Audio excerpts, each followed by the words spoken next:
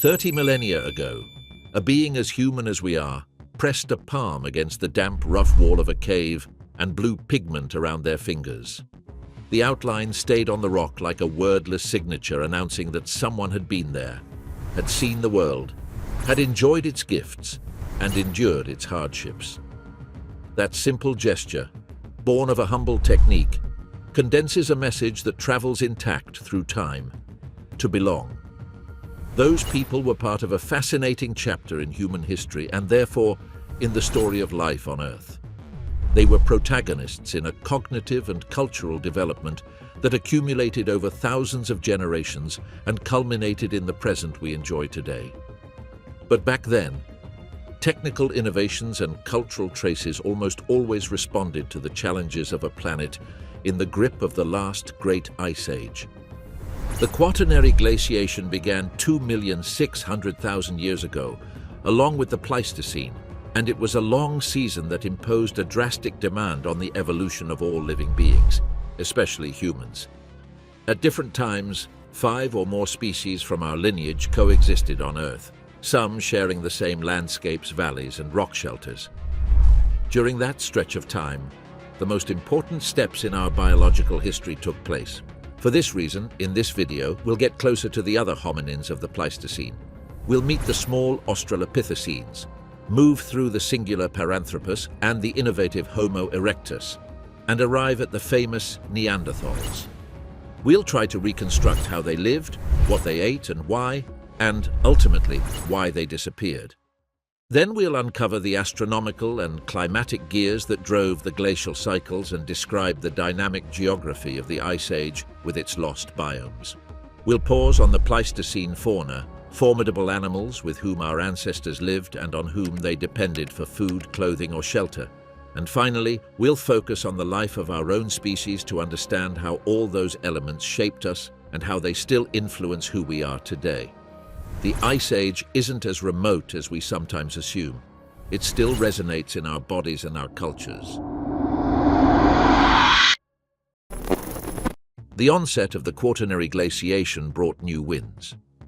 During this period, ocean waters began receiving less heat, which caused precipitation over the continents to decrease. In turn, the rainforests began to shrink, even in regions closest to the equator, giving way to savannas and deserts that advanced unchecked. Some animal lineages vanished, while others, better adapted to aridity, moved in to fill the gaps. Without a doubt, one of the genera that likely benefited was Australopithecus, a bipedal hominin accustomed to the African savanna. Its earliest species had arisen much earlier, around 4.5 million years ago, and they not only survived the start of the Ice Age, but they diversified and gave rise to 2 other key genera. Australopithecines walked upright while retaining feet and hands well suited for climbing. Their skeletons show limbs with intermediate proportions, arms relatively long compared with the legs, suggesting they still spent time in trees seeking food and nighttime safety. Their brain size wasn't much larger than that of modern chimpanzees. The earliest species had cranial volumes around 35% of a modern human's. The later, more derived species show larger brains, closer to those of the first Homo. Australopithecus was omnivorous, mostly leaves, fruit, and roots, but they rounded out their diet with meat when they could. They were more prey than hunter. Unable to bring down large animals, they could mob predators in groups and scavenge, a strategy comparable to hyenas. The Taung child, the first described Australopithecus, embodies the fate of many. It died in the talons of a raptor and was carried to a cave. A dreadful end, no doubt, but perhaps common in those days. Tell us what you think in the comments. It's possible some species in this genus used stones and made very simple tools close to what we call Oldowan, edged stones capable of skinning. Even so, they were neither prolific nor particularly refined toolmakers. From that omnivorous base, 2 paths emerged. The Homo lineage, to which we belong, leaned more and more toward a meat-rich diet, and the enigmatic Paranthropus specialized in tough plant foods. Paranthropus, sometimes nicknamed the robust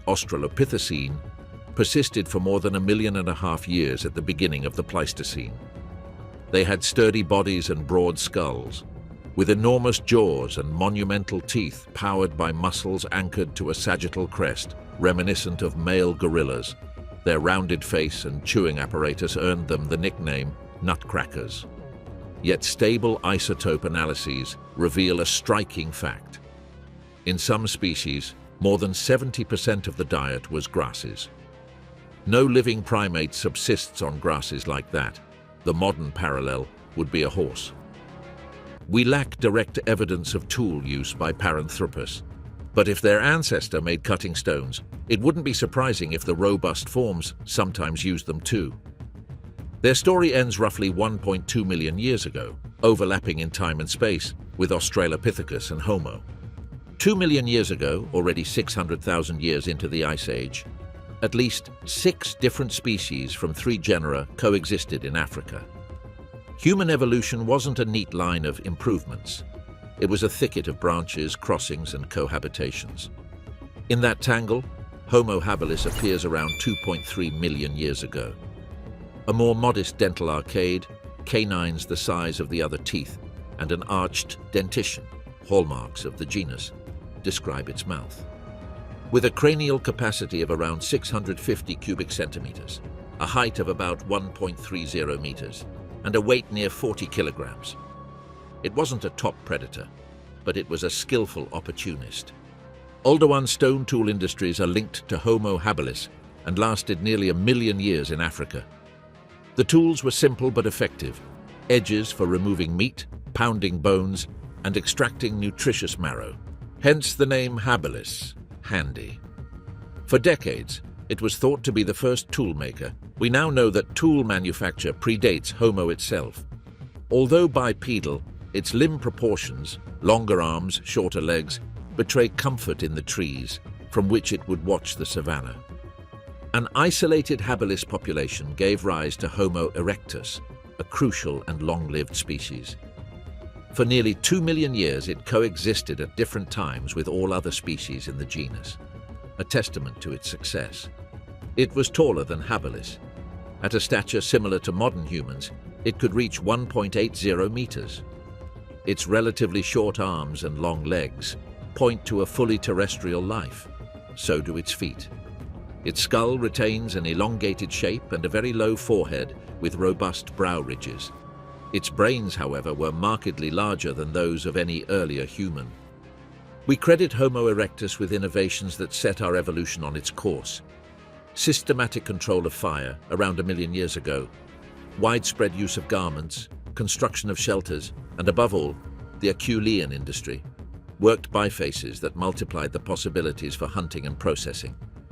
With those tools, and with social organization, they could become hunters of megafauna, including straight-tusked elephants, shifting the center of their diet toward meat, essential fuel for big bodies and big brains. They likely managed complex forms of communication. Planning hunts and teaching techniques takes more than shouts. Perhaps they inaugurated early rituals. Another feat was their expansion out of Africa. They occupied broad areas of Asia and the Near East and, indirectly through their descendants, reached Oceania. Erectus is a much debated category. It covers great anatomical, temporal, and geographic variation, and multiple species derive from it. One singular descendant is Homo floresiensis, the hobbit, the real one. It inhabited the island of Flores, Indonesia, from about 1 million to 50,000 years ago, likely succumbing when it encountered our species. In an insular dwarfing scenario, it shrank to the size of a 4 or 5-year-old child, around 1 meter tall, without losing Erectus's practical intelligence. Their presence on an oceanic island points to another skill: seafaring. They shared the landscape with giant monitor lizards akin to Komodo dragons, possible predators. The most emblematic human species of the Ice Age may be the Neanderthals, the first to adapt to extreme cold. Although Ice Age makes us imagine a frozen world, the tropics remained warm. It was in temperate and high latitudes where the challenge sharpened. Neanderthals, native to Western Eurasia, lived especially in Europe, where winters could reach -40 degrees Celsius. Among their biological adaptations were robust bodies and wide nasal passages with well-developed turbinates to warm the air. Culturally, their repertoire was broad. The caricature of the clumsy Neanderthal doesn't survive the evidence. Complex language, funerary practices, art, refined hunting strategies, and deep knowledge of their environment. They also developed the Mousterian industry, points hafted on shafts, useful for taking down large prey. They were the most carnivorous humans known, capable hunters who faced woolly mammoths and rhinoceroses. Their organization into small groups may have partly limited the accumulation of innovations, a crucial factor in extreme environments. For a time, it was thought Homo sapiens replaced them through direct competition. Today, the picture is richer. We coexisted for tens of millennia and interbred. All present-day human populations, except some sub-Saharan groups that never left Africa, carry about 3% Neanderthal DNA, implying frequent and prolonged interbreeding. With their genes, and some of their culture, we learned to settle in glacial climates. The last Neanderthals lived about 40,000 years ago. When we talk about an ice age, we imagine a globe covered in white. Reality was more nuanced. The global average temperature was 5 to 7 degrees Celsius below today's. That may sound small, but such shifts are enough to reconfigure continents. The poles held extensive ice sheets.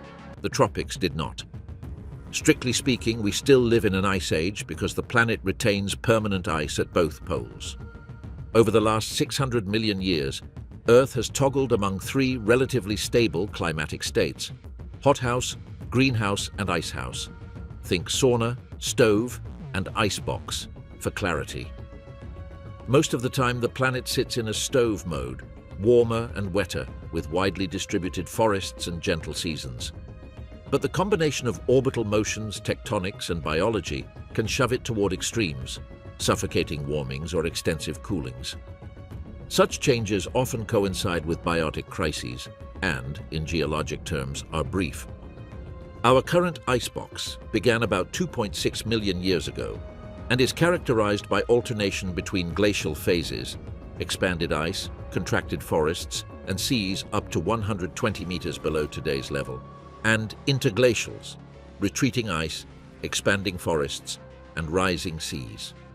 Long glacials average about 100,000 years, with pulses of advance and retreat, stadials, and interstadials.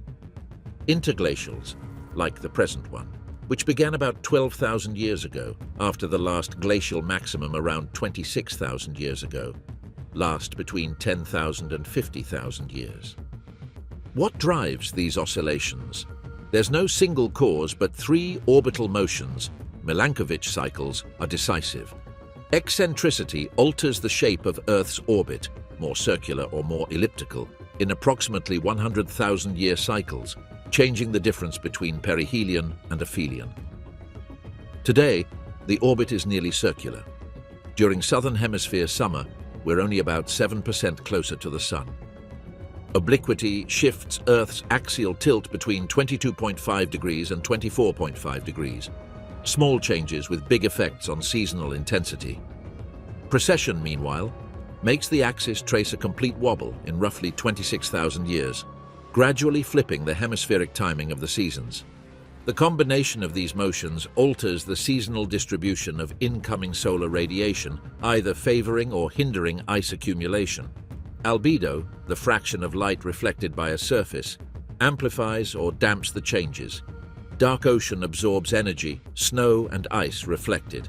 Mild northern hemisphere summers, where more landmass sits, leave more ice at season's end, further increasing reflectivity and cooling, which seeds longer winters. The reverse happens with intense summers that expose oceans, absorb heat, and accelerate melting. Obviously, sea ice differs from land ice. The former is seasonal and fragile. The latter accumulates and weighs heavily. When snow falls on land for millennia, it compacts into glaciers kilometers thick. In the Pleistocene, two great ice sheets stood out, the Laurentide in North America and the Scandinavian in Europe and Northern Asia. Their mass depressed the crust by hundreds of meters, isostatic depression, rerouting rivers and reshaping basins.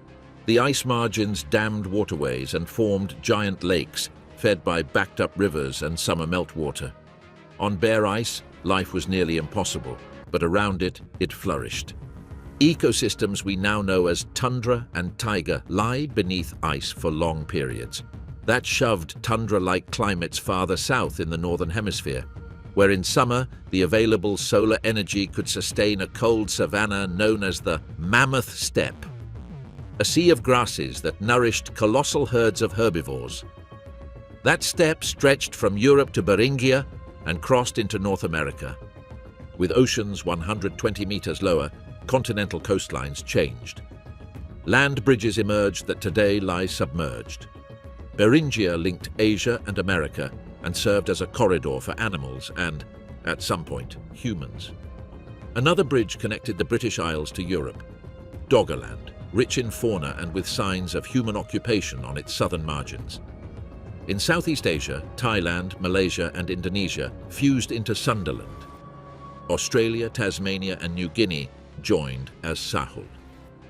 That glacial geography explains, for example, the Wallace Line, a biogeographic boundary that neatly separates different faunas on either side, the imprint of isolated evolutionary histories. Another cyclical phenomenon, key for Africa, is the African humid period or Green Sahara. Depending on the position and vigor of the monsoon, the now desert region turned into a savanna with rivers, lakes and abundant wildlife. Saharan rock engravings, depicting cattle, giraffes, hippos and elephants, testify to those landscapes. The last humid episode lasted around 10,000 years, from roughly 15,000 to 5,000 years ago. Events like this have repeated countless times over the past few million years and will happen again. In South America, a colder, drier planet reduced and fragmented the Amazon rainforest, which ceded ground to cerrado savannas. Today's biodiversity hotspots often coincide with Pleistocene forest refuges. The less diverse areas were reforested only in the last millennia. That's why present-day deforestation entails ecological losses that are hard to reverse on human timescales. Climate change reshuffled the planet's ecosystems. Some lines vanished, others flourished. Among those that died out soon after the icebox began were the chalicotheres, perissodactyls with a chimeric look, somewhere between horse and gorilla, that used long, clawed forelimbs to pull down high branches. They're an example of how diverse evolutionary experimentation was before the Ice Age reorganized it. But perhaps nowhere was the megafauna as extravagant as in South America. Since the extinction of the dinosaurs, South America has lived as a continental island, biogeographically closer to Antarctica and Australia than to the Northern Hemisphere. The Age of Mammals produced unique lineages there, and likewise in Australia. Nature, however, didn't preserve that isolation.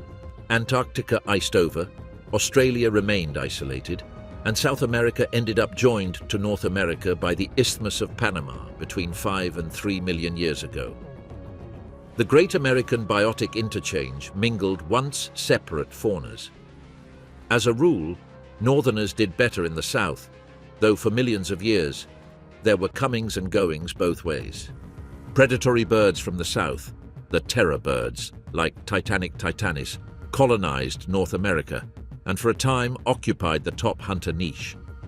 They couldn't fly but ran swiftly, felling prey with sharp beaks and curved talons. Some exceeded 2 meters. Meanwhile, mammals were the true stars. South America produced 2 large groups absent elsewhere: xenarthrans, armadillos, sloths, anteaters, and notungulates, now extinct. Xenarthrans lasted until very recently.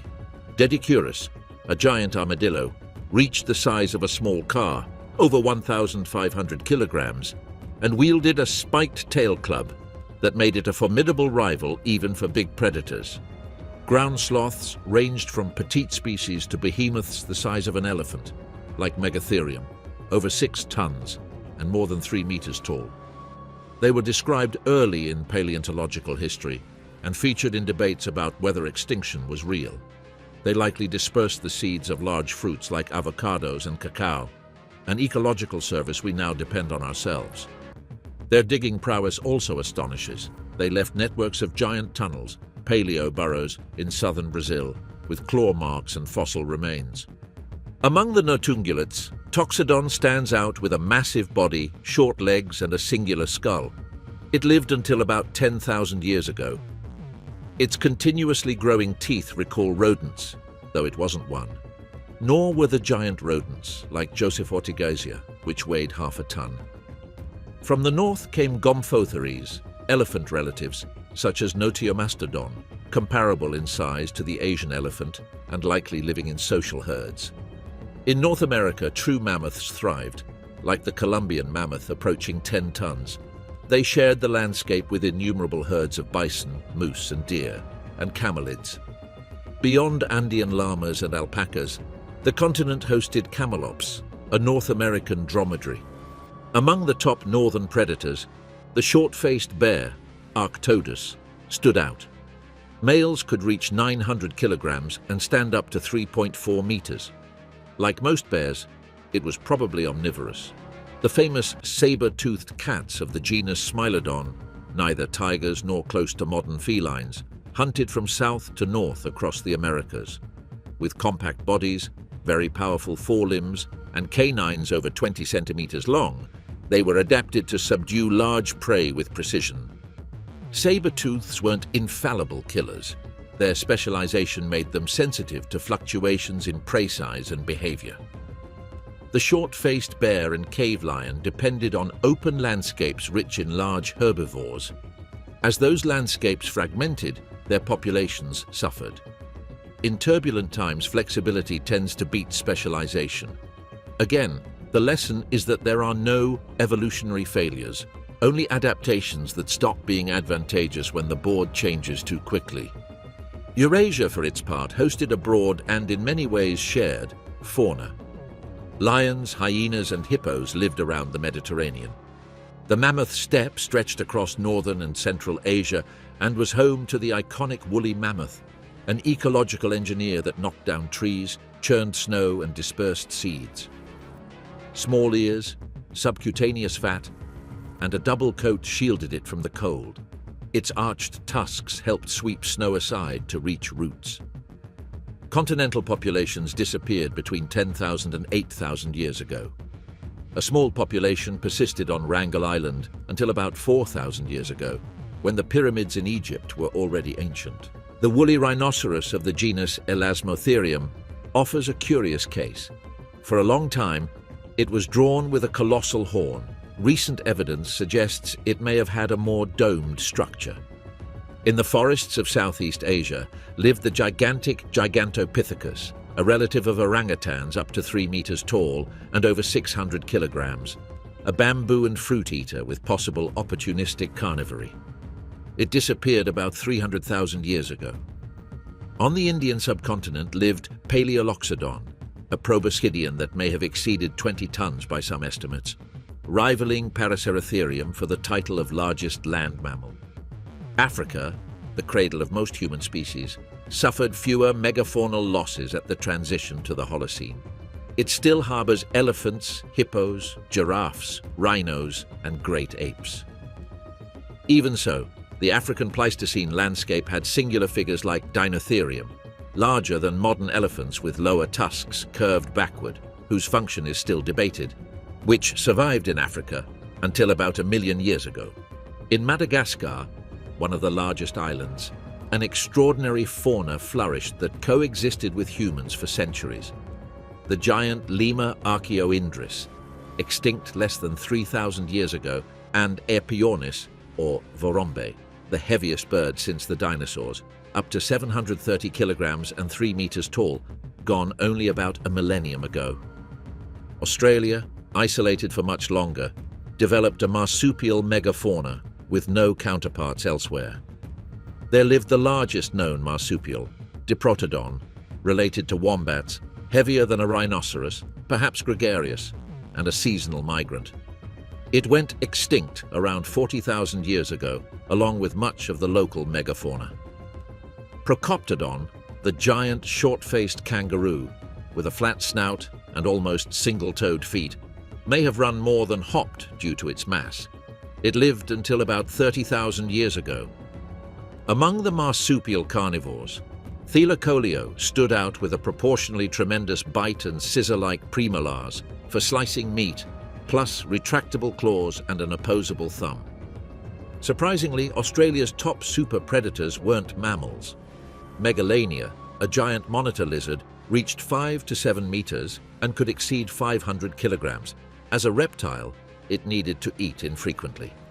Quincana, a terrestrial crocodile 5 to 6 meters long with long legs set beneath its body, also prowled, an adaptation that gave it unusual agility for a crocodilian. Both disappeared about 40,000 years ago, perhaps after crossing paths with the continent's first peoples. Pleistocene megafauna didn't live in heroic solitude. They formed guilds. Large herbivores, proboscideans, woolly rhinos, horses, bison, camelids, competed and complemented each other by forage height and season. Their migrations, guided by snow, ice, and summer mosquitoes, structured the predator's calendar. A bison herd would break trail through snow with chests and hooves. Behind them, horses took advantage of exposed stems. Caribou followed ancient routes to windswept barrens. Hunters rode atop that choreography. Cave lions, hyenas, wolves, short-faced bears, and scimitar-toothed cats favored quick ambushes and body control of prey. The giants' ecological engineering was tangible. Mammoths and mastodons felled trees and maintained forests and clearings in a mosaic. Their dung fed dung beetles and fungi. Their water-filled tracks became pools where amphibians bred. In the tropics and subtropics, many large seeded fruits show adaptations for dispersers now gone. Ground sloths, gomphotheres, fleshy pulp, hard shells, prolonged ripening. Some of today's ecological anachronisms, plants that seem oversized for their living dispersers, may be echoes of those broken relationships. And hey, remember to like and subscribe if you want to keep learning about these animals. On some islands, dwarfism and gigantism were common. On Flores, Homo floresiensis shrank.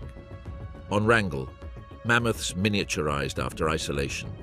In Madagascar, giant lemurs expanded their niche. Islands remove top predators, limit resources, and select for different body economies. Shrinking or growing can make life cheaper. That natural laboratory produced combinations that seem implausible today.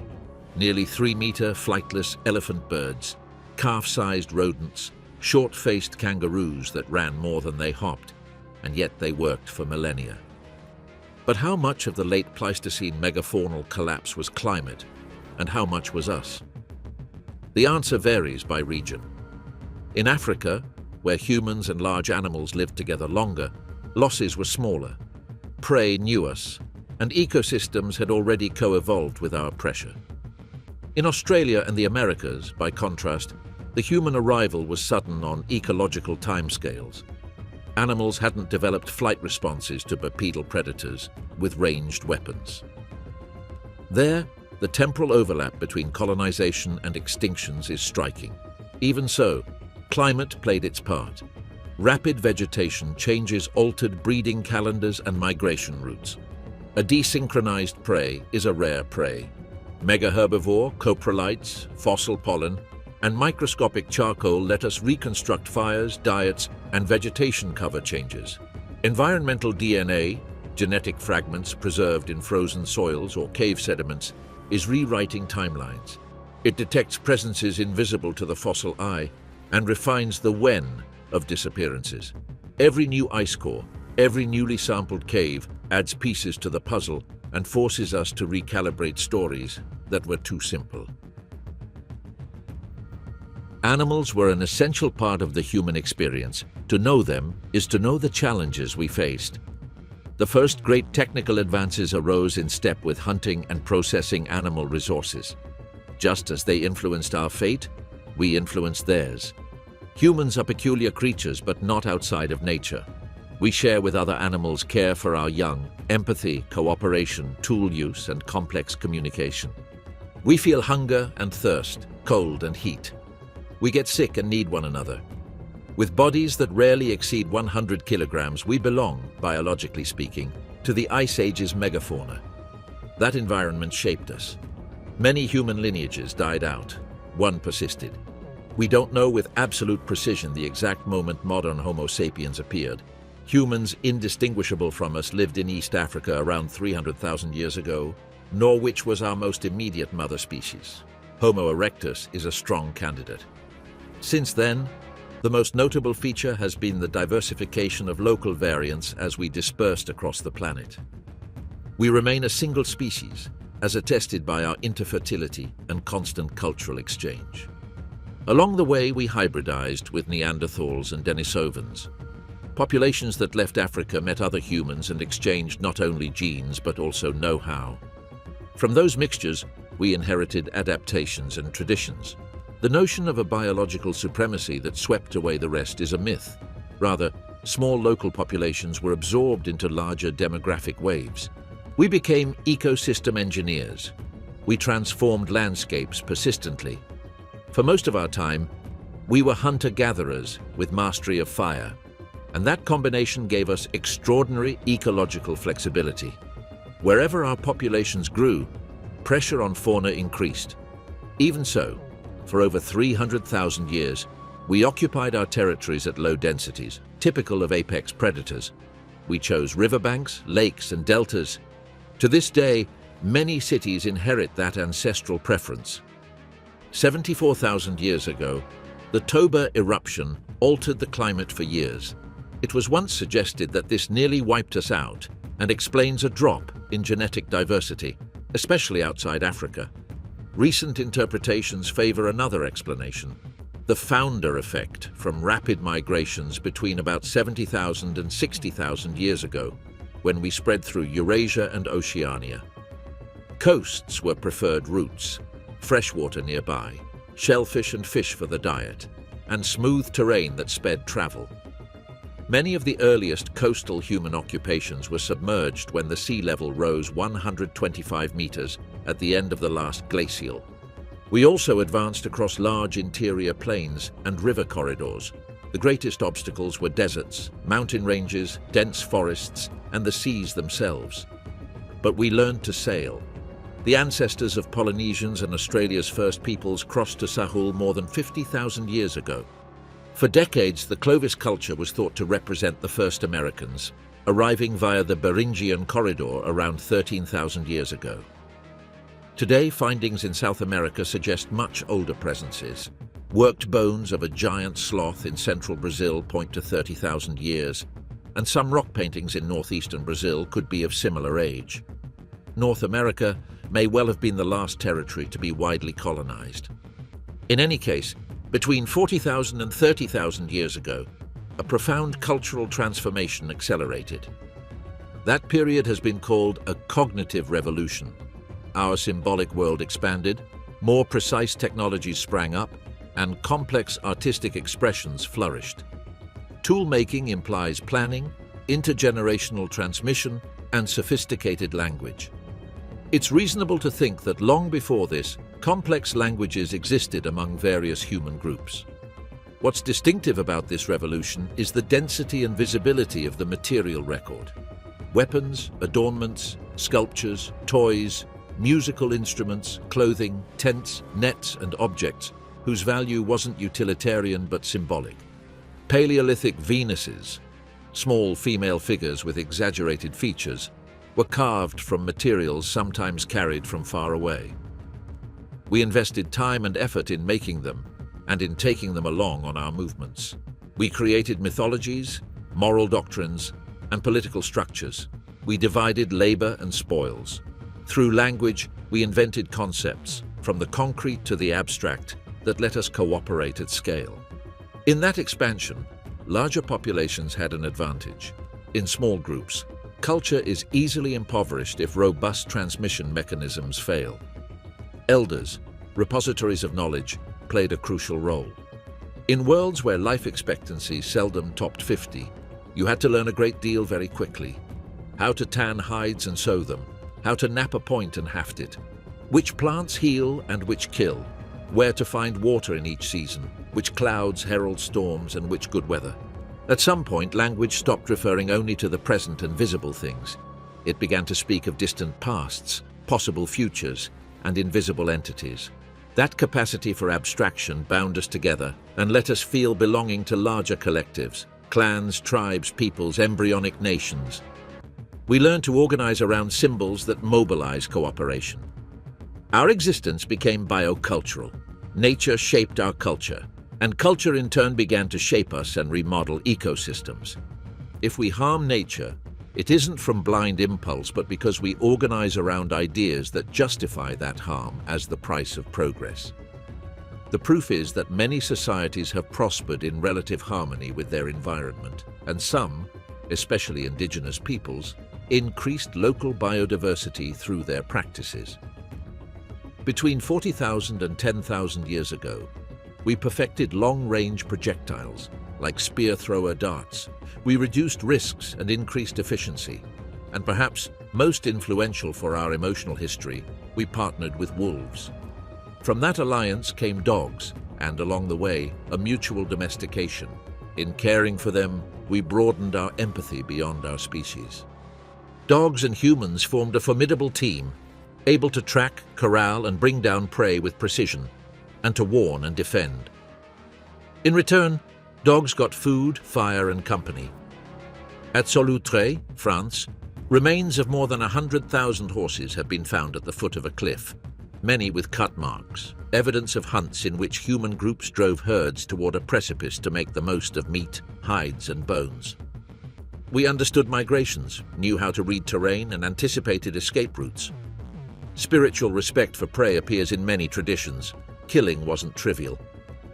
Teaming up with proto-dogs multiplied the effectiveness of both hunting and watchfulness. It's unclear whether we began by adopting orphaned pups or whether the least fearful wolves adopted us to feed on our refuse. In any case, mutual selection favored cooperative temperaments and fine reading of gestures. Our circadian rhythms synced, ears pricked at night, coordinated runs by day, collective rest in the warmth of the hearth. Beyond dogs, goats, and sheep soon entered the human sphere, followed by cattle and pigs. To domesticate is to co-evolve. Their horns, docility, and cycles changed. Our gut bacteria, pathogen exposure, and schedules changed. Fields opened permanent clearings, favoring some plants and displacing others. Controlled burns, a Paleolithic tool, were folded into agriculture as soil and weed management. Our diet explains much of our success. We are extreme omnivores. We're neither carnivores nor herbivores. We eat an unparalleled variety, from megafauna to shellfish, insects, fungi, roots, seeds, and fruits. Fire and utensils multiplied the roster of edible foods. Preserving meat demanded ingenuity, freezing it outdoors in cold seasons, drying, smoking, or confiting it in fat. Many stews simmered in clay pots, thickened with fat and blends of plants. That dense energy was vital, especially for pregnant and nursing women, and served as a reserve in lean times. Cooking and plant medicine were likely intertwined. We knew what to infuse to lower fever, which roots eased pains, and which barks closed wounds. Art was, beyond symbolic expression, a teaching technology. Painting hunting scenes, tracks, animal silhouettes, and geometric signs helped us teach, remember, and coordinate. Red pigments came from iron oxides, ochres, mixed with fat. Blacks from manganese dioxide or charcoal. We painted with fingers, hair, or fiber brushes, and we airbrushed pigment by blowing through hollow bones, hence the abundance of stenciled hands. Far from primitive, many figures show precision and individual style. There was also art for farewells, funerary rituals with decorated garments, beads, tooth necklaces, feathers, and shells.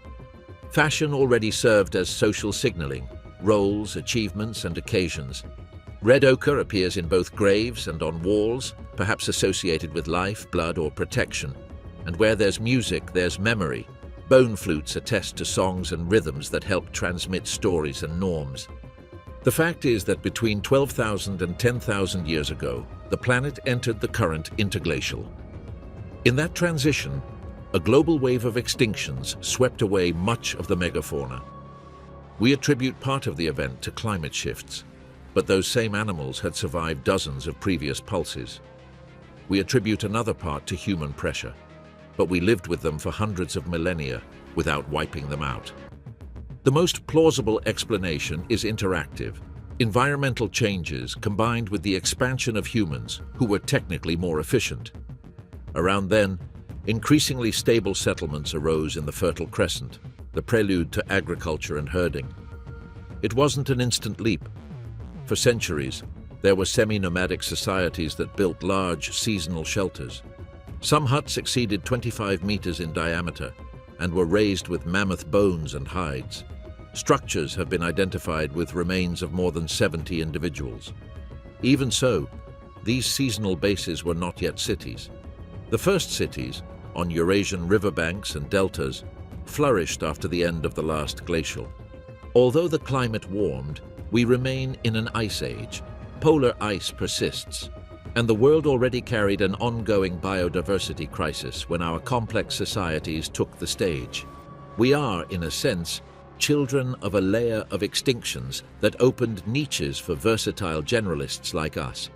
On a planet with more giants occupying every niche, our expansion might have run into harsher ecological barriers. The truth is, we did not disappear. On the contrary, we became a geological force. Our impacts on soils, waters, and the atmosphere make us geoengineers.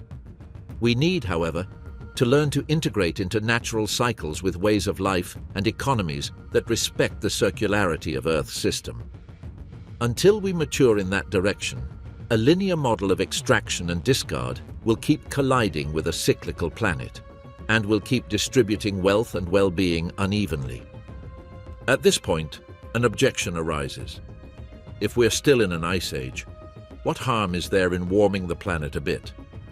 The problem is leaving the climatic range we know. Humanity has never inhabited an Earth outside a glaciation. We don't know how a reorganized climate system would behave in another stable layer. A regime shift could trigger abrupt transitions. We would survive as a species, but our complex civilizations might suffer. The good news is, we still have time to avoid the worst scenarios, and the energy transition is accelerating. Renewables are becoming more efficient and, for sheer economics, will tend to displace fossil fuels. What we learned in glacial phases, cooperating, innovating, adapting, still holds. Ice Age innovations selected for sociability, coordination, and nuanced language. Evidence of warfare is scant in the Upper Paleolithic. Cooperation was likely a dominant strategy.